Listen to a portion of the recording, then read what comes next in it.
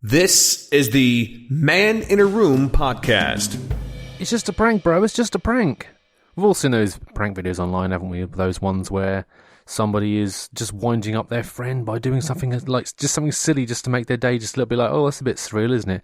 This could be such as super gluing somebody's flip-flops to the ground so when they try and get on them, their flip-flops are stuck. So it's like, ha ha ha, isn't that funny?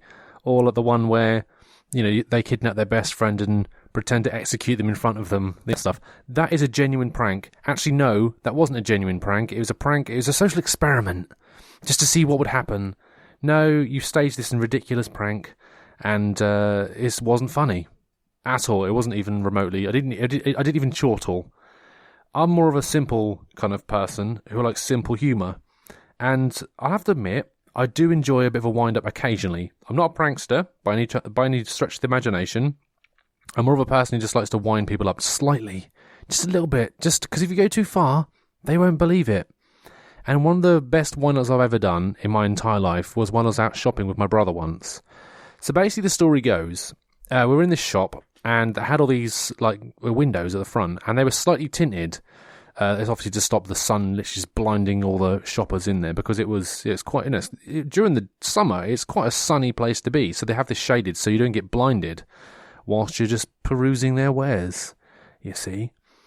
And as I was with my brother, I don't know what, I didn't sort of go into this with a plan, but I thought, well, I wonder if I can make him believe this is a two-way mirror. A two-way mirror is basically a mirror that you can look at and it reflects you, but also it hides the if you're on the other side of the mirror, you can actually see through the mirror. So basically you can see through the mirror, the person can't see you. So the idea is that you can see them, but they can't see you. It's like a thing. I've only really seen it a couple of times in my entire life, actually in the flesh. But, you know, I've said to my brother, these are two-way mirrors, did you know that? And he's like, no, I didn't know that. And so what he did was, he was then like, okay, so apparently this is why it got so much better, because there's a thing that, you know, there's a thing years ago that there's people have a sense, they have like a sixth sense. They know when they're being watched. They can just tell that they're being watched. And so basically there's this experiment on TV years ago where there's like a two-way mirror and people would just stare at people and just see if they would like sort of realise they're being watched, even to the point where they'd even touch where they were being stared at. It's very weird, this whole thing. And my brother had seen this documentary with me as well at some point, and he was like, oh, you know, I'm going to try that out. So he literally saw this person standing outside. And so he walked up to the glass and like proper stared, like I'm going to stare at this person just to see if they notice they're being stared at. So he walked over to the glass, have a proper good stare at this person, and they looked. You can see that person knew they were being stared at. And then I started laughing, and he was like, it's not a two-way mirror, is it? I went, no, it's not. It's just glass. And it was hilarious. His face, you know, the thing is with a good prank, you can't really sort of be like, well, it's not really funny because, you know, if it's a good prank, it's a good prank, you know? In fact, one of the best pranks that's ever been pulled on me was by one of my friends. So basically, I started working with him again. I didn't work with him for a few years.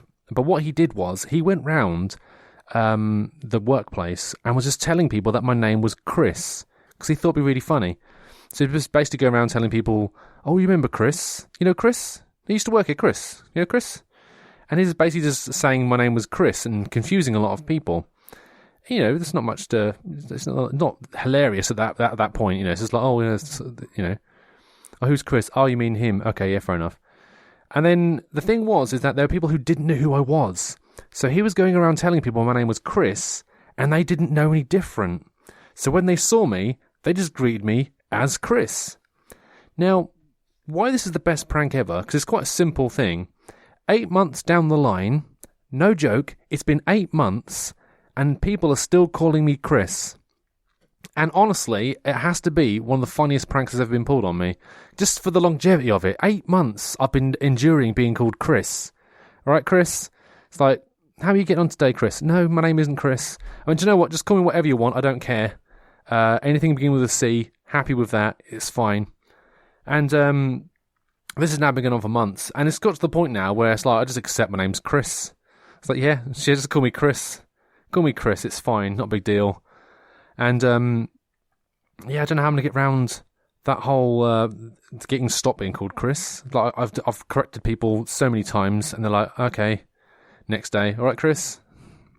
It's like there being Only Fools and Horses when Dave, his name is Trigger. I don't watch Only Fools and Horses, just to clarify. Not a fan of it. I used to quite like it, but there was nothing else on television. But then I found out there were other things that are better than that, and I stopped watching it.